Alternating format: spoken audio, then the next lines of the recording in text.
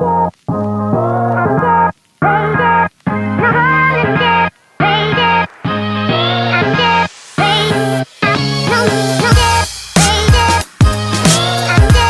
what's up everyone? It's Erin Alexandria. Welcome to another episode of Shy Girl Sentiments. Let's get into it. My week didn't really do much within the past couple of weeks. Sorry y'all for not having an episode. Last week I had really bad cramps this past week, and I was, not this past week, the week before last, and I was down for the count. Like, I even canceled therapy, which I rarely do because that costs money if you cancel. But your girl was down for the count, like lying on the couch from Tuesday to Thursday, still working, but was lying on the couch every chance I got. I've also had lots of doctor's appointments, like my annual just internist appointment. I got my teeth cleaned. I had to get an ultrasound because I'm having like some pain kind of like in my abdomen area.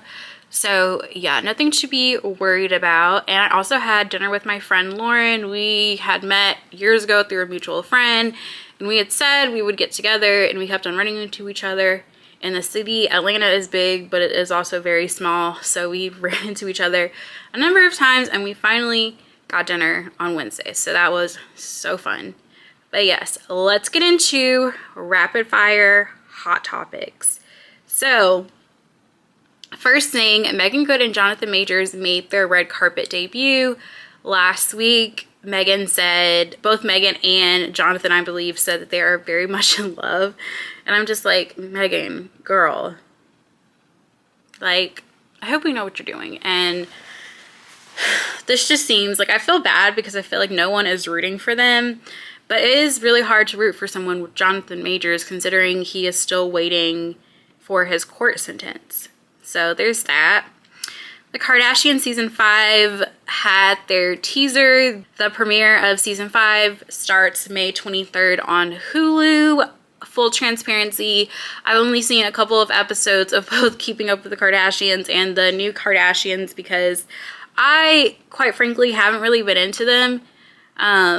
Just within the past few years, my interest has kind of grown just because I have been more into pop culture, and I feel like you can't go a week or two without seeing headlines about them. So I'm tapped in a little bit, so I'll see if I'll watch season 5. Stay tuned for that. So we have some baby news. Chloe Bridges and Adam Devine, I'm still not sure how to say his name, welcomed a baby boy, Beau. And also, Mowry and Cory Hardrict had a little awkward moment at the Black Woman in Hollywood Awards.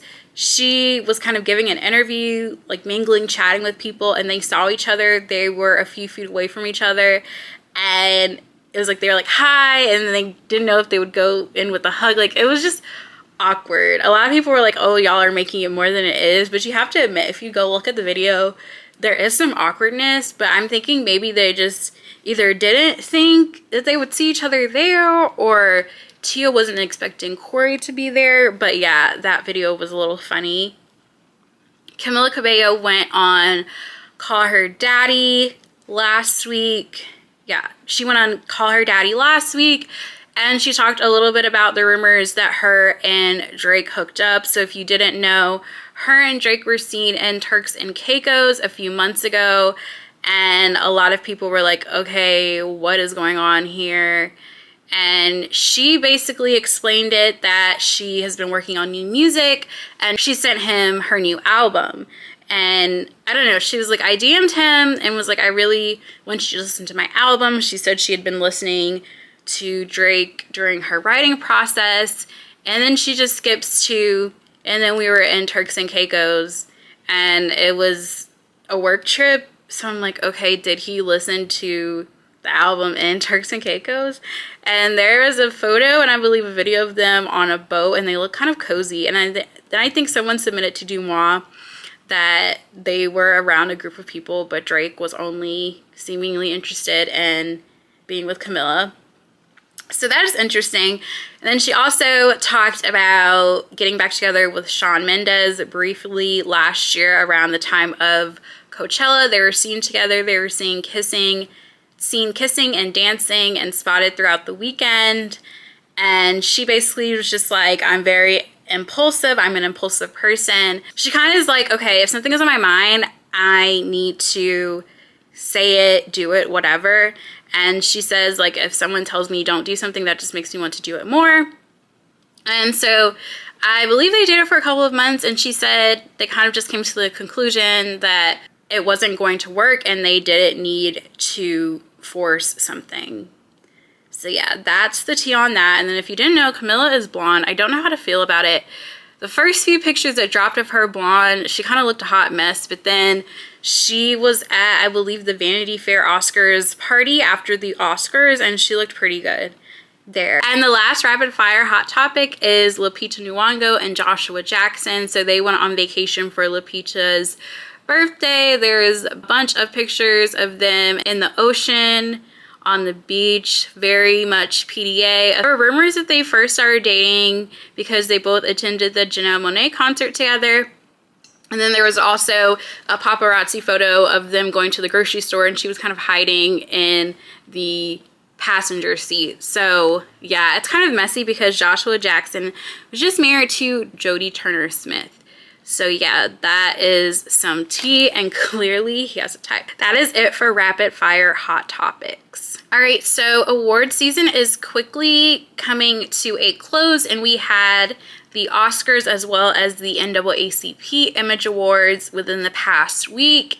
But first, I'm going to talk about the TikTok ban and also Love is Blind couples updates as well as the reunion. First, there is this TikTok ban, which is giving me so much anxiety. I'm trying really hard not to think about it. And when the news broke that the House actually passed the bill, I was very discouraged for a few hours after that because I make money through TikTok. It's not my full-time job, but I make a pretty little penny on TikTok. It is a form of income for me. And it's just, I don't know, it's just something about the community on TikTok. It is much different than Twitter or X. It's much different than Instagram. Like, Instagram Reels was started to be the competitor for TikTok videos. But something about TikTok and Instagram still has that kind of like stuffy feel like you kind of have to put on for your followers, because I think also a lot of people who they know, a lot of people know their followers in real life on Instagram. So a lot of things you might not want to say because people know you IRL, but then on TikTok, I found that most people that I know in real life don't even follow me on TikTok. They either don't post or they just don't really get on TikTok like that. So most of the people that I follow and people that follow me, we probably will never meet. And something about just building a community with complete strangers and people that care enough to watch your videos consistently, that is just a true community. And so I'm like worried about that. Though the format of Reels and TikTok is very similar, it still is not a complete replica of the user experience. So I'm really hoping this does not pass in the Senate. So yes, the Senate now has to pass it, and then once the Senate passes, President Biden would then have to sign it into law, and then I believe it would give TikTok, I think it's like 165 days or somewhere around the time of 5 to 6 months to sell the company to a US owner. So the main problem is it's a security issue. So TikTok is owned by the company ByteDance, and ByteDance is a Chinese-owned company. And in China, the Chinese Communist Party at any time, I believe, can go to any Chinese company and be like, let me see your data for whatever company you have. So though this seems like, yes, it's like we don't want the Chinese Communist Party to get our data, I believe this has not happened yet. And TikTok has been around for years now. And also TikTok has already said if they asked for US data, that they wouldn't give it to them. And also there is like a server, I believe, that is actually based in the US, and apparently that's where all of the US data is held. So it's not even like it's held in China, to my knowledge. So a lot of different things going into it. However, which I wasn't aware of, TikTok has no intention of selling the company.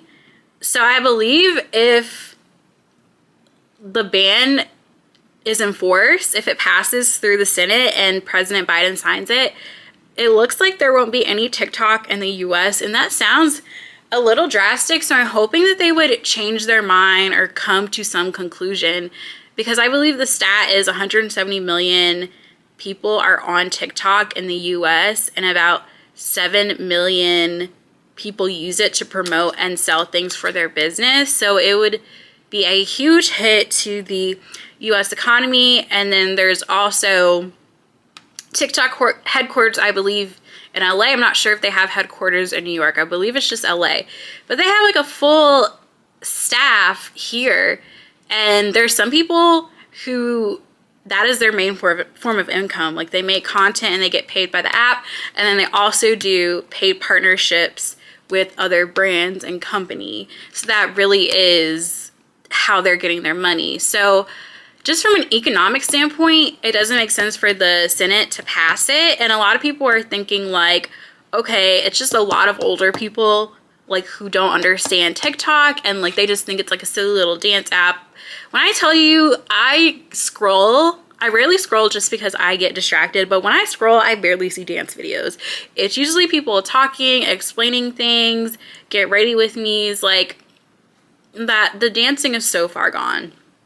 So, and then actually there was a video moment that went viral. Nancy Pelosi was addressing the House, and she said, "This is not an attempt to ban TikTok. It's an attempt to make TikTok better. Tic Tac Toe." She said Tic Tac Toe, a winner. Like, she really thought she ate with that line. She really was like, okay, this is gonna get him. This is gonna get him. Like, she really practiced that line at the end of her speech in the mirror. Like, she said, okay, this is gonna get him. So that has since gone viral. TikTok creators have also been lobbying in Washington, D.C., meeting with representatives. They have their signs out. So I am hoping that the Senate doesn't sign it. I did read that it's not really high up on the Senate's agenda, which, I mean, it shouldn't be. There's so many other things that are more important, more pressing issues than passing a TikTok ban. And so when I was listening to a podcast, Higher Learning, they had a guest from Axios News, and she basically said, so either it's going to probably be passed like soon, or it's just going to be delayed, and then it's just kind of going to be forgotten about, and then it will never get passed. So obviously I'm hoping for the latter. And she says, as far as it getting on the Senate floor, she said there's a 50-50 chance of it passing, which is kind of like, I just like hope all the lobbying works, because like I said, there is nothing like TikTok. And yes, this has been a concern since about 2019, 2020 times when President Trump was in office. However, they never actually had the bill made. So someone was like, okay, let me write this bill out. And apparently the bill is very poorly written, seems very rushed. So I'm hoping that it will not pass. And then also, lastly, it sets a bad precedent for other tech companies, because it's like, now since they have been banned, who's to say other tech companies won't get banned in the future? So my dad's calling. So I'll definitely keep y'all updated with that. Love is Blind couple updates and the reunion. So the Love is Blind finale was last week, and surprise, surprise, only one couple made it down the aisle. Amy and Johnny are the only couple that got married. They seem genuinely so in love. Their families apparently go together really well. They're all friends. And so, yeah. AD and Clay walk down the aisle. Clay was talked about a lot because instead of saying like, oh my gosh, you look so beautiful, he was like, okay, body, okay, like body's tea. Like it was just Clay being Clay.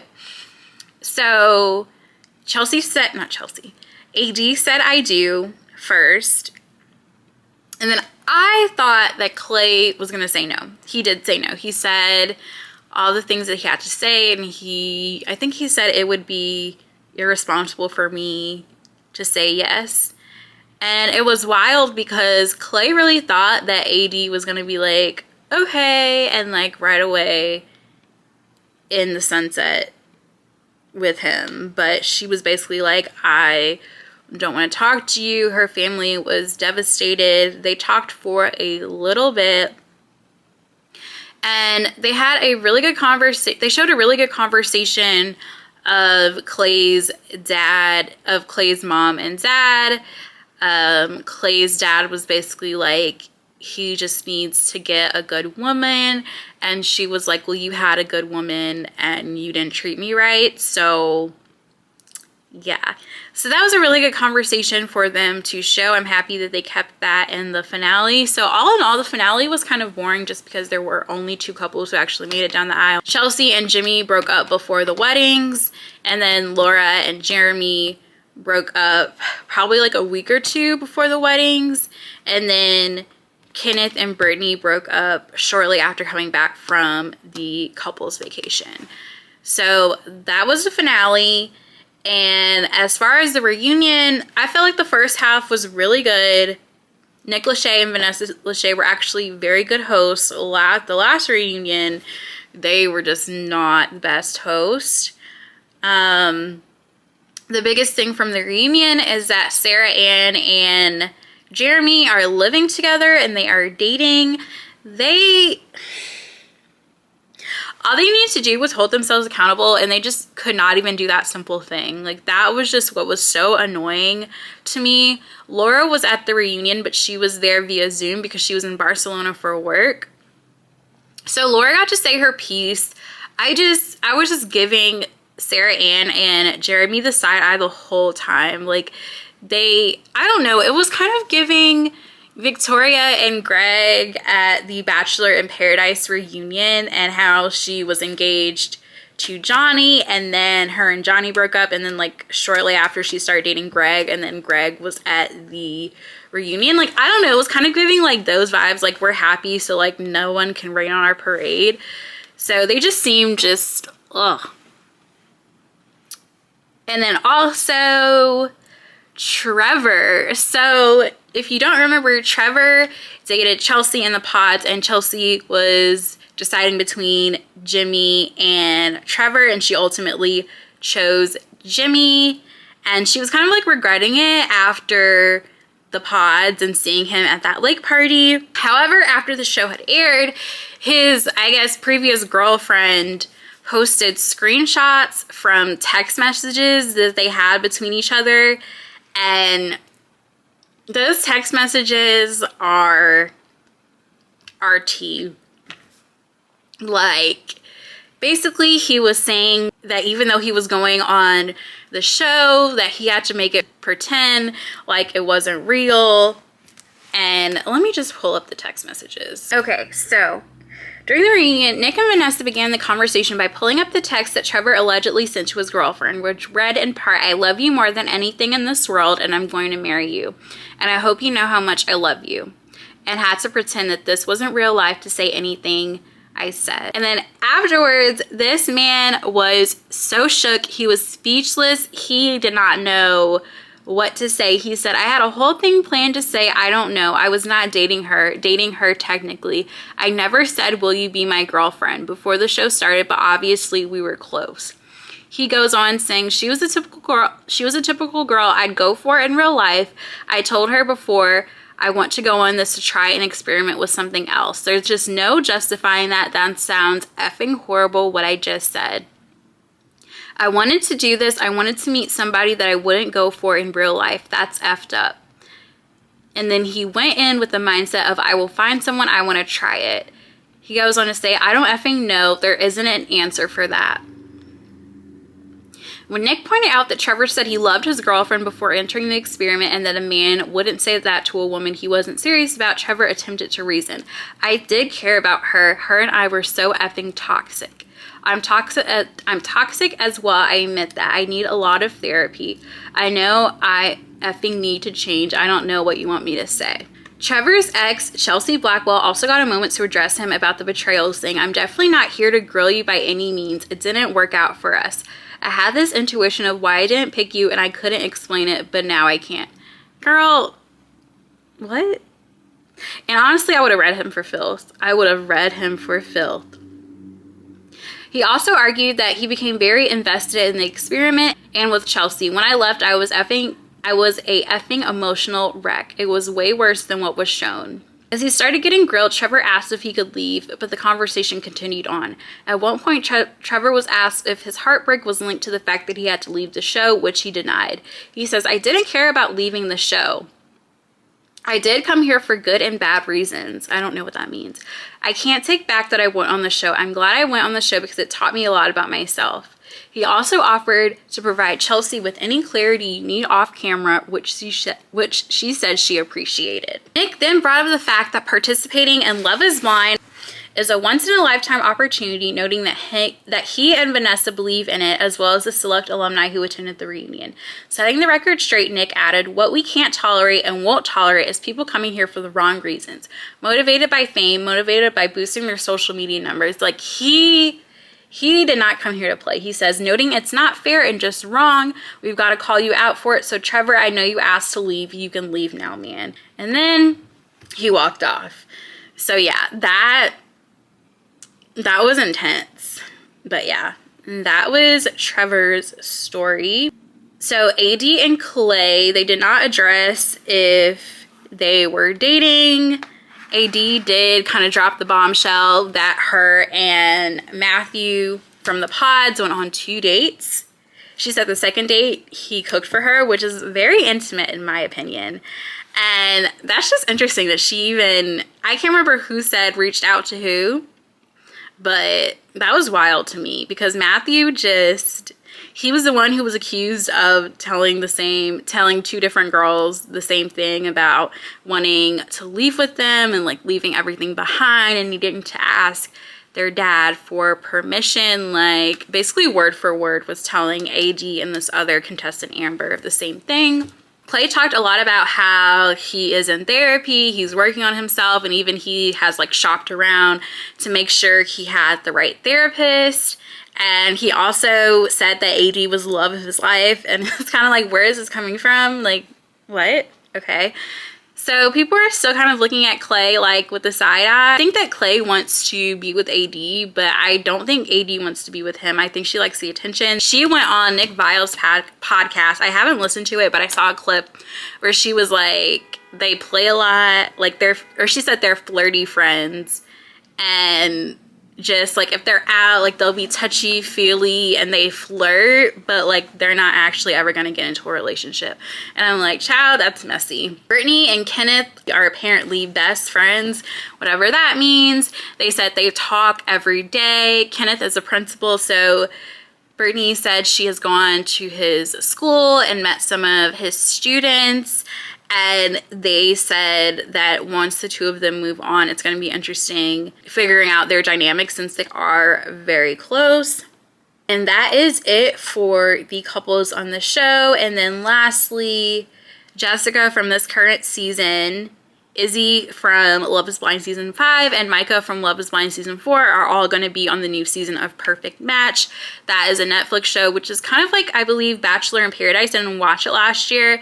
And it's reality dating show stars from all the Netflix dating series, like Too Hot to Handle.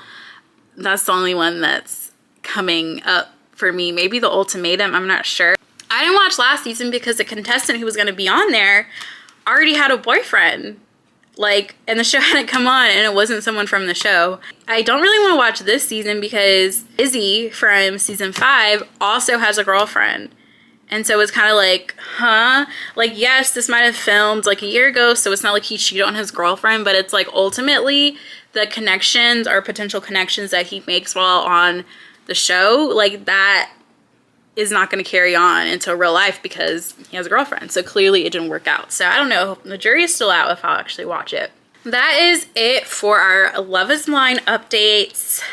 We're finally at the end of the weeks-long saga. Hopefully that is it. We've had enough mess from this season, and we are still waiting for season 5 After the Altar. So if you don't know how Love is Blind works, they have the show like a week or so after the finale. If the wedding episode shows, they have a reunion, which is filmed like, I think this reunion was actually filmed like not too long ago, like a few weeks ago. And then they have an After the Altar that usually comes out like several months after the reunion, and that's more up to date as far as like what they're actually doing, like any issues that have come up. Like they usually all meet for a party. Like the first After the Altar, I don't think they called it that, but they did like an anniversary party for the couples that got married. And then the other ones have kind of been like, one was like a cabin trip, one was someone's birthday party. So we still like have not gotten any news about the Love is Blind season 5 After the Altar. So looking forward to that, even though I only believe that one couple got married. So yes, that is it for our Love is Blind news. The Oscars, the award show that everyone waits for. It is Hollywood's biggest night. So let's do like a little rundown of the things that happen and some of the big awards.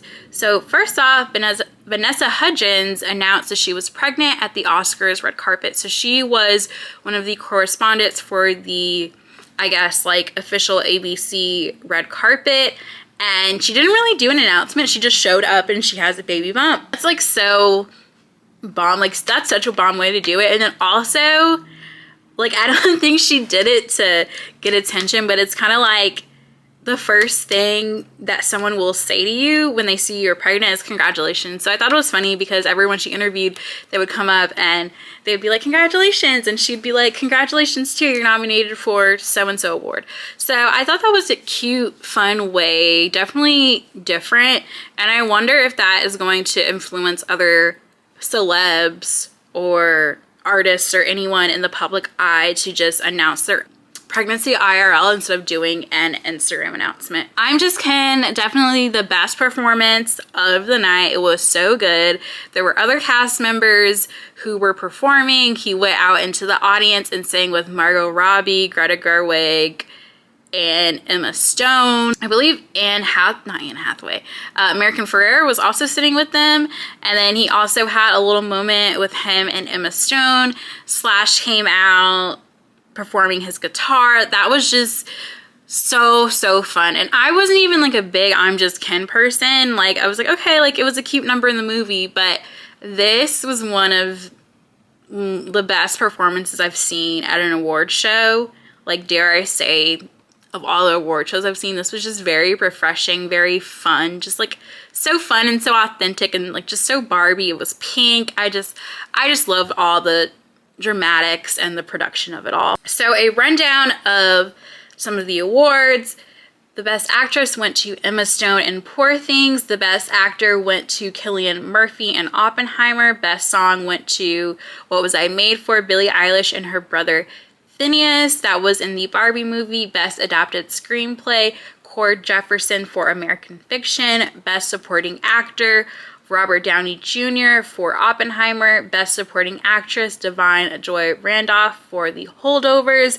And last but certainly not least, Best Picture went to Oppenheimer. Definitely was an Oppenheimer sweep. However, Poor Things did win for other awards like costume and I think like maybe production. Like they won, I don't want to say little awards, but they won awards for behind the scenes work.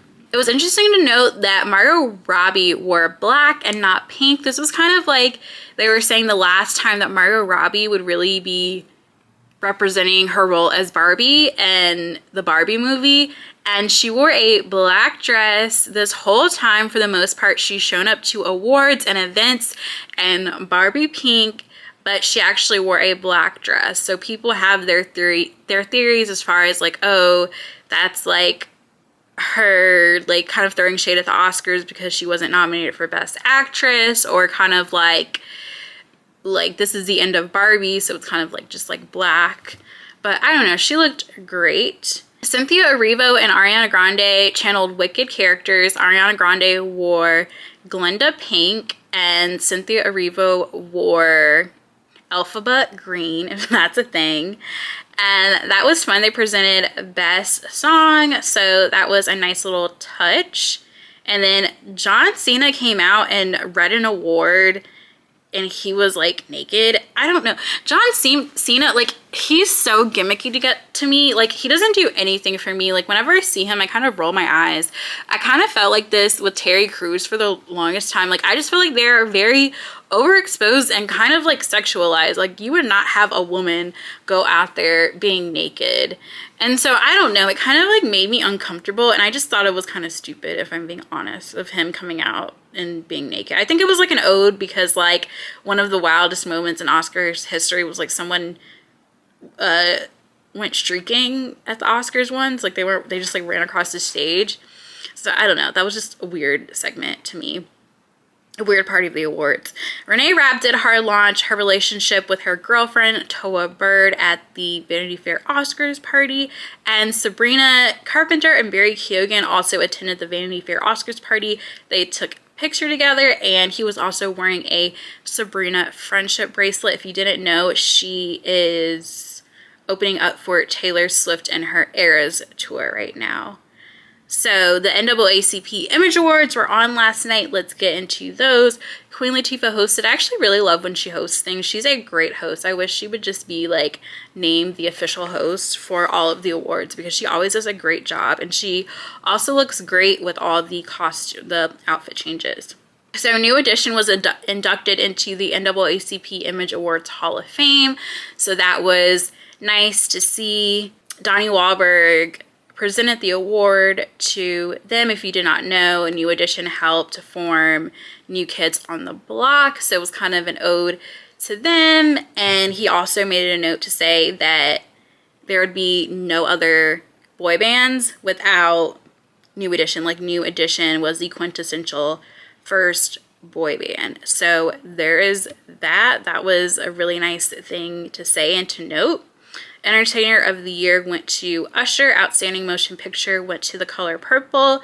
Outstanding Actor in a Motion Picture went to Coleman Domingo for Rustin. Outstanding Actress in a Motion Picture went to Fantasia. Outstanding Supporting Actor in a Motion Picture went to Coleman Domingo for The Color Purple. And Outstanding Supporting Actress in a Motion Picture went to Taraji P. Henson. Those were the highlights for me. So that is the award show recap segment. So I am looking forward to the Eras Tour movie. So I was so excited when it was coming out. I saw it in the movie theaters opening weekend. I saw the Eras Tour night 3 at the New York, New Jersey show at MetLife Stadium. Just seeing concerts at stadiums is I can't get enough. I saw Jonas Brothers at Yankee Stadium twice. It's not a football stadium, but it's still a huge stadium, and just like something about being in the stadium is just so surreal with all those people under the stars, and like that just sounds so cheesy, but I don't know. I feel like those things are once in a lifetime experiences, because I feel like artists don't actually do stadium tours that much. I mean, Beyonce has done a few stadium tours, and Taylor Swift does stadium tours, but it's not like you're gonna go to like not multiple, but it's not like you're gonna like continuously like keep having that experience just like going to a regular like arena show or an amphitheater show. So I don't know, it definitely is a great concert experience, even though they're so freaking far. Like, you can be in the 100 section and still be so far. That's the only thing I don't like about stadium tours, but I digress. So I was excited to watch this movie. I told myself I was gonna watch it Friday afternoon during kind of like the afternoon slump. But you know what? I was like, I'm just not feeling it. Plus, it is 3.5 hours long. It's legit 3 hours and 30 minutes. And it's just like, I have to be in the mood for that. And then also just Taylor Swift, since it is like the Eras Tour, they're different eras. So some eras are just like sad, some are like fun, and some in Reputation, my favorite era. And so it's like, I don't want to watch all of this, but I feel like the first time I watch the full, like I have to watch the full thing, because also it's not the same one as in theaters. This is like Taylor's version, so there's 4 extra acoustic songs in the acoustic surprise song set, and one of those songs is Maroon, and I love that song. I was devastated. I googled Eras Tour set list and I did not see Maroon. I was so sad. I was like, what the heck, this is one of the best songs on Midnight. So I'm excited to hear that. I'm gonna run that part to the ground. That All Too Well 10-minute version and Reputation, like, gonna be on repeat. Justin Timberlake's new album, it came out this past Friday. I listened to it once all the way through. Definitely gives Future Sex Love Sounds and 2020 Experience vibes. That classic Justin Timberlake, Timbaland beat, if you know, you know. So that's fun. I'm going to the concert in June, and I'm definitely gonna have to like continue listening to the songs on repeat. It's not like I don't want to listen to the songs. It's just, I might have said this before, but when I'm in the car, I'm a podcast person. When I'm at home, I'm a TV person, because it's like the TV's right here. And so I really don't listen to music unless it's like new music, or I'm just like not really in the podcast mood. And I guess like lately I have not really been in the podcast mood. So we have been listening to more music lately, because I did listen to the Ariana Grande album last week. Like I said, I wasn't underwhelmed, but it's just not my favorite. Like I saw a few people be like, oh, I was underwhelmed with the album. I definitely wasn't underwhelmed with the album.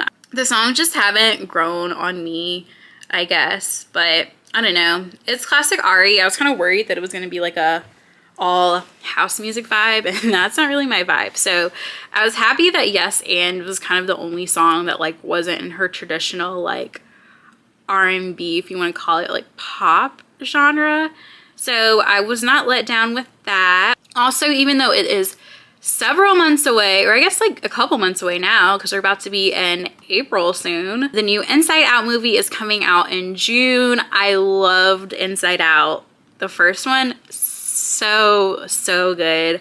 I remember seeing it in the movie theaters and I cried. I think I might have seen it maybe one other time since then, but it's definitely an emotional movie. If you don't know what I'm talking about, please go look it up. It's called Inside Out. It is a Disney Pixar movie. So basically it's about this girl, Riley, and it's about her dealing with her emotions. She has the main emotions: joy, sadness, anger, disgust, and fear. And they have this like control room in her brain. And yeah, it's really cute. It's a really good way to talk about emotions, introduce kids to emotions and adolescence. And even though it is like a kids movie, it definitely like touches adults. Like it definitely made an impact on me. It was so cute. And so they announced recently that they added 4 new emotions: embarrassment, ennui, I think it's French, anxiety, and envy.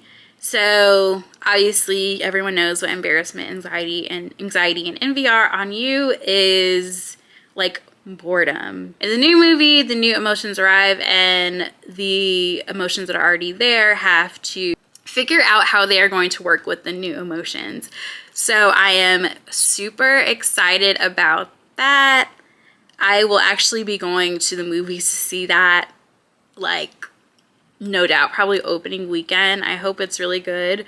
Like I said, the first one was really good, and then I saw on Twitter last night that there is hopes that the Now You See Me movie, the third movie, is going to be in production hopefully sometime next year. Those are my movies. I don't really consider myself a sci-fi girl, and I don't know like if that would be I don't think that would be in the sci-fi genre, because they're magicians. But if you have not seen these movies, I don't think they're on streaming. The last time I watched both of them, there's 2 out currently. I think like rent them on Amazon Prime, but definitely worth it. It's like one of those movies that I would get on DVD if I still had a DVD player, because I don't know, I always forget how good the movies are. Morgan Freeman, Dave Franco, Woody Harrelson. I'm like blanking on the other actors' names, but so good, so unique. I am happy that they are making a third one, and I will be sat in the movie theaters. And lastly, happy St. Patrick's Day if you are listening on Sunday. That is why I'm wearing my green jacket, my green top, and if you can see, I'm wearing green green eyeshadow. I thought that was a cute little touch. Make sure you watch the Disney Channel original movie, Luck of the Irish, one of the best DComs. I said what I said. Quintessential St. Patrick's Day watch. I feel like you can only watch that movie one day a year, or I guess the weekend of St. Patrick's Day. But such an iconic movie. Ryan Merriman. It's like very silly when you think about it, like his mom is a leprechaun and they're hiding that from him. But all in all, very good movie. Talks about diversity, friendship, all of those things. So after you listen to this podcast, make sure you go over and watch The Luck of the Irish. All right, that is it for episode 3 of Shy Girl Sentiments. Make sure you follow me on Instagram, Shy Girl Sentiments, at Shy Girl Sentiments Pod. Follow me on TikTok because yes, TikTok is still a thing right now, at Shy Girl Sentiments, on Twitter or X at That Shy Girl Erin. Lastly, Mia's crying. Lastly, you can subscribe to my YouTube page at Shy Girl Sentiments, and make sure you click that bell button to get alerted every time I have a new video. So going forward, I'm going to try to put all of the episodes on YouTube, and you can listen to the podcast wherever you get your podcast. We're on Spotify, Apple. If you're listening on Spotify, make sure you leave a 5-star review. If you're listening on Apple, make sure you leave a 5-star review, and then also a little comment if you feel moved. Thanks for listening. Have a great week, and I will see y'all next week. Bye.